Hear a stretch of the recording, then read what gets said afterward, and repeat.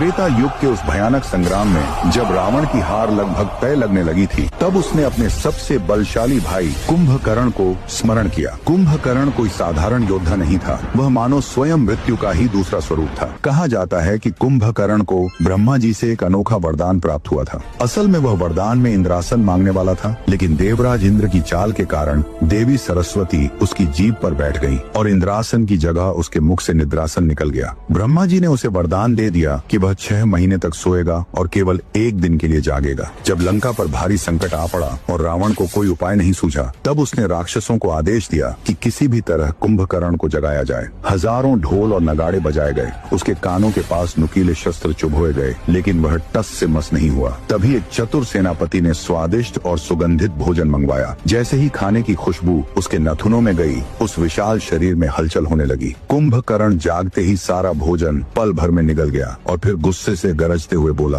किसने मेरी नींद भंग की है? सेनापति विरूपाक्ष ने उसे सारी स्थिति समझाई। कुंभकर्ण तुरंत रावण के पास पहुंचा, प्रणाम किया और बोला, भैया आज मेरी क्या सेवा है? रावण ने भारी स्वर में कहा, तुम्हारी निद्रा समाप्त हो और प्रलय आरंभ हो। जाओ, युद्ध भूमि में उतर जाओ। उस वनवासी राम ने वानरों की सेना के साथ हमारी स्वर्ण नगरी को ललकारा है, या उस वानर राज सुग्रीव को बंदी बनाकर मेरे चरणों में घसीट लाओ। यह सुनते ही कुंभकर्ण ने भयानक हुंकार भरी और भगवान शिव का त्रिशूल हाथ में लेकर रणभूमि की ओर बढ़ चला। जैसे ही उसका आगमन हुआ, वानर सेना में हड़कंप मच गया। वह चलता हुआ किसी विशाल पर्वत जैसा लग रहा था। उसके पैरों तले वानर कुचले जाने लगे, कई योद्धा उसके हाथों मसल दिए गए और कई उसके दांतों के बीच आ गए। ये दृश्य देखकर वानर वीर अंगद ने जोर से ललकारा, भागो मत, कायरों की तरह मरने से अच्छा है वीरों की तरह लड़ना। उसकी आवाज सुनकर वानर सेना फिर से एकजुट हो गई। तभी सुग्रीव, अंगद,